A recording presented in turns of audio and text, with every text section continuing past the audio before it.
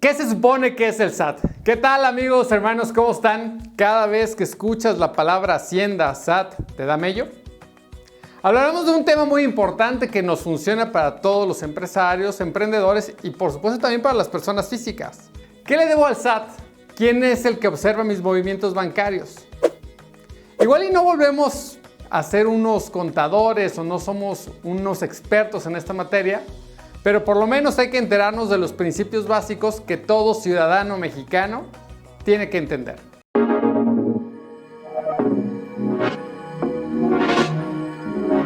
Vamos a hacerte algunas preguntas para ver qué tanto conoces de tu situación fiscal. Y si las apruebas, digamos, después de estas 5 preguntas, tú te calificas y dices, me sé todo, pues, ¿qué crees? Ni siquiera tienes que ver este video. Pero si no, te tienes que quedar hasta el final porque todas estas son obligaciones de todos los ciudadanos mexicanos. Y bueno, ahí te va la primera pregunta. ¿Sabes qué es el SAT? La segunda, ¿sabes qué le tienes que presentar al SAT cada año? Tercera pregunta, ¿sabes qué es el IEPS, el ISR y el ISO? Cuarta pregunta, ¿te sabes los periodos fiscales? Y quinta y última pregunta, ¿qué es la firma electrónica avanzada? Bueno, cada una de estas preguntas vale 2 puntos. Califícate y ponlo aquí en los comentarios y dinos cómo te fue. Y ahora sí, hermanos, ¿cómo están? Antes de continuar, me encantaría que me regales un like, te suscribas al canal y por supuesto des clic en la campanita para que te sigan llegando las notificaciones de los videos que estaremos subiendo para ti.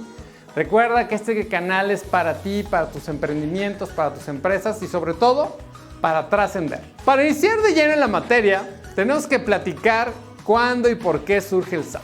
El SAT es una dependencia que depende de la Secretaría de Hacienda y Crédito Público. Fue en tiempos de los 90s cuando crearon el SAT para acercar más recursos al gobierno. Todo se desprendió de aquella crisis del año 1995, conocida como el error de diciembre, que en realidad el error de diciembre fue en 1994, justo cuando Ernesto Zedillo entra a la presidencia. Y bueno, no voy a meterme mucho en lo que sucedió en el 94-95, pero sí te puedo decir que en el 95 México tenía un problema grande de recaudación fiscal y que no teníamos los recursos necesarios para hacer frente a las obligaciones. Entonces, dado el endeudamiento que tenía el país y sobre todo la situación económica que estaba en todas las empresas, bueno, había muy pocos recursos. Y entonces deciden crear el SAT para que fuera un puente entre empresarios y gobierno y pudieran tener una administración tributaria más o menos equilibrada y sobre todo que se procuraran los fondos que necesitaba el gobierno de una forma independiente de lo que era la Secretaría de Hacienda y Crédito Público. Es decir, es una institución descentralizada de la Secretaría de Hacienda, pero obviamente tiene la gran función de recabar impuestos. ¿Y quién los administra? La Secretaría de Hacienda y Crédito Público. Simplemente el SAT es un órgano que se dedica a controlar, a dar seguimiento y a ver cómo se recaudan los impuestos. En 1996 sale la Ley de Servicio de Administración Tributaria y el 1 de julio de 1997 es cuando empieza a operar el SAT con esta ley, que fue todo un motivo que estuvo en los periódicos, obviamente la parte de la oposición, el gobierno, todo mundo le quería meter mano al SAT. Pero los que terminamos pagando fuimos tú y yo, y todos los mexicanos, todas las personas físicas y morales, que entramos de bajada a un tema de mayor recaudación fiscal. Y sobre todo, a un tema que teníamos que salvar a la banca privada que había entrado en una quiebra con el famoso FOBAPROA. No voy a meter en temas políticos ni nada de esto. Simplemente te puedo decir que el SAT hoy se encarga de hacer lo más sencillo, que es recabar impuestos de una forma suficiente. Mira esa bola de esgolodrobos, yo pagué mis impuestos hace un año. Con la creación del SAT se dieron de baja muchas administraciones y direcciones y secretarías que más o menos pisaban las mismas autoridades que tiene hoy el SAT, ¿no? Y bueno, ahora sí vamos a hablar de lo que es el ISO, el IEPS y el ISR. Primero voy a hablar del más difícil, que es el IEPS. El IEPS es un impuesto que te cobran por todo lo que te gusta, ¿sí? Por el alcohol, sí, por los cigarros, sí, por la comida chatarra. Es un impuesto especial de productos y servicios que se aplica sobre todo estos productos que el gobierno no quiere consumir. ¿Por qué? Bueno, porque hacen mal para tu salud, para mi salud, y obviamente los gobiernos tienen que procurar que seamos gente sana. ¿No? También es el tema de las gasolinas, que ese es un tema del tema de la contaminación y obviamente es un sistema de recaudación muy fuerte para el gobierno. Luego tenemos el ISR, que es el impuesto sobre la renta. Es decir, si tú como empresario o como persona física ganas 10 pesos, seguramente el SAT querrá que le des por lo menos 3. ¿No? El promedio de los impuestos en México es del 30% en ISR. Obviamente hay tablas, ¿no? Donde si tú ganas poquito, seguramente te cobrarán menos de ese 30%. Y si ganas mucho más, llegarás hasta un poco más del 30%. ¿Y qué es el ISO? Bueno, para aquellas empresas que tienen un margen mayor del 4% bruto, bueno, tienen que pasar ahora sí que la charola, como se diría vulgarmente hablando, y darle más dinero al gobierno para que pueda contrarrestar todo el sobreprecio que tiene dicha empresa. Sin embargo, bueno, en México la verdad es que todas las leyes que han sacado para tener más impuestos, pues obviamente solamente son sectoriales. Y te lo digo por una simple razón. En México el 51% de las personas son informales, viven en la informalidad. Solamente algunos que somos empleados o que tienen empresas formales pagamos impuestos. ¿A qué te quiero invitar? Como empresario, como emprendedor, no le tengamos miedo al SAT.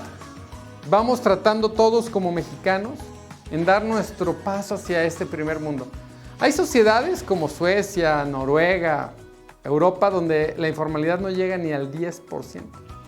¿Por qué es esto? Bueno, porque seguramente me dirás, allá sí se ves reflejado tus impuestos, allá sí veo un sistema de salud que sea súper seguro, etcétera, etcétera, etcétera. No nos vamos a meter en temas políticos, pero entonces, ¿quién tiene que dar el primer paso? ¿Los empresarios, las personas físicas? En dar los recursos suficientes para que el gobierno nos llene de servicios, un buen servicio de salud, seguridad, educación. ¿Qué más te gustaría tener? Pero ¿qué es primero? ¿El huevo o la gallina? Si no damos los suficientes recursos, no van a haber recursos para que nos den un sistema de salud como el que queremos. Y viceversa, seguramente si no nos dan una buena base de seguridad, pues las empresas no podrán generar tanto dinero para que el gobierno tenga dinero. Es un círculo y por eso es que la cuestión es bastante complicada en el país. Muy bien. Sigamos adelante con todo el tema financiero y en este caso de impuestos. ¿Cuáles son los incentivos del gobierno de generar más recaudación? Bueno, por ejemplo, en todo el mundo la recaudación oscila más o menos entre el 10-12% del PIB. Es bastante generoso. En México es mucho menos.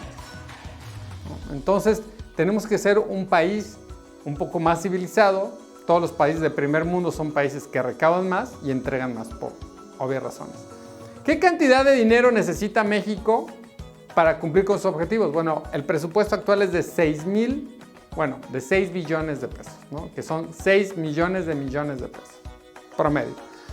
Probablemente para el próximo año veamos que si disminuye un poco, obviamente por los efectos de la pandemia. Sin embargo, si hubiera una regularización de toda la gente que está en la informalidad, seguramente veríamos un incremento en el paquete fiscal y en el paquete económico. Ahora, ¿cómo es que se gastan estos recursos? Bueno, el paquete económico se discute en el Congreso de la Unión, ¿no? Y eso es lo que están ahorita seguramente todos los noviembres y diciembre vas a escuchar en todas las noticias el paquete económico, que los diputados y los senadores, todo el mundo está peleando. Pero, ¿esto qué tiene que ver con nosotros como empresarios? Bueno, tú y yo tenemos que estar pendientes de que nuestras áreas de oportunidad llenen ahora sí que los paquetes fiscales y sobre todo se entreguen los recursos para que el mercado siga generando valor, ¿no? ¿A qué me refiero? Si tú eres una persona que se dedica a rentar luces, cámaras y has escuchado que bajó el presupuesto de la industria del cine, pues podrías levantar la mano y decir, oigan, me parece que el cine es un tema importante, ¿no? O aquellos que estaban en CONACYT, ¿no? Lo importante aquí es levantar la mano y decir, oigan, vamos poniendo el piso parejo para que todos tengamos acceso a los recursos que distribuye el gobierno y sobre todo, primero levantar la mano y decir, bueno, yo como ciudadano o como empresario aporté tanto de impuestos, miren, aquí están mis números transparentes. ¿Qué te recomiendo a ti como emprendedor? Mire, lo más importante siempre es tener un abogado y un contador, ¿no? No digo que lo tengas contratado para ti, pero sí como un asesor externo. Hay contadores que te pueden cobrar 2,000, 3,000 pesos al mes y seguramente tendrás muy buenas ideas junto con tu contador o con un abogado para tener sí un ejercicio limpio, controlable y sobre todo que sea claro en la parte de impuestos, que pagues ahora sí que lo justo. No te estoy diciendo que pagues de más, ¿no? Y por ahí escuchaba a gente decir, no, yo quiero aportar, yo quiero donar para que nos den más servicios en el gobierno. Me parece que con que todos pagáramos lo justo alcanzaría para todo esto. Te invito a ti como empresario, como emprendedor o a futuro emprendedor, que siempre cuando creas una nueva empresa vayas y te registres ante el SAT. El primer año regularmente hay incentivos fiscales para que no pagues impuestos, ¿no? Si ya tu empresa empieza a crecer, entonces ya hay momentos de pagar impuestos, pero regularmente el primer año es gratis, ¿no? Entonces yo te recomiendo que hagas todo de manera formal, porque una empresa formal tendrá más posibilidades de ser exitosa. Te voy a explicar por qué. Cuando tú empiezas a venderle a grandes empresas o grandes corporaciones, ¿qué es lo que sucede? Pues todos ellos te van a pedir factura, por obvias razones, porque ellos sí están muy regularizados. Y si tú quieres llegar a ser una empresa grande, no hay empresa grande que sea informal. Ninguna. Lo vuelvo a repetir, no hay una empresa grande que sea formal. Entonces yo lo que te diría es, vamos tratando de meter a tu empresa cuando es pequeña a regímenes muy flexibles como el RIF, régimen de incorporación fiscal. Este régimen te da la facilidad de que puedes recibir efectivo, ¿no? Porque regularmente son montos pequeños, hasta 2 millones de pesos al año. Imagínate que tienes una tortillería, este es perfecto para ti, RIF, ¿no? Pero no te quiero decir todas las posibilidades que hay, sino te quiero decir que vayas y te acerques con un contador. Muchas veces es más barato de lo que creemos y sobre todo cuando tú empiezas a meter todos los gastos con IVA y empiezas a hacer tus constancias y empiezas a meter tus declaraciones, puedes obtener beneficios y obtener devoluciones de IVA, obtener probablemente apoyos económicos del gobierno, siempre y cuando estés de una forma formal, una rendición de cuentas clara y que todos estemos contentos de que cada vez veamos empresas más formales y seamos uno de los países que más van comiéndose la informalidad. Te invito a que seas una de estas personas que se suma hoy a la formalidad para tener un México como el que queremos, porque no todo, ahora sí que no todo depende del gobierno, mucho depende de nosotros. Bueno, espero que te haya gustado el video. La invitación es que te sumas a la formalidad y me encantaría que me regales un like, te suscribas al canal y por supuesto le des clic en la campanita para que sigan llegando las notificaciones de todos los videos que estaremos subiendo para ti y para tu empresa. Recuerda que este es tu canal y ponnos aquí en los comentarios de qué te gustaría que platicáramos. Mira, si esta información te dio mello, piensa que en Suecia la tasa de impuestos puede llegar hasta el 70% o hasta un poco más. Ahí sí queda mello. ¡Éxito!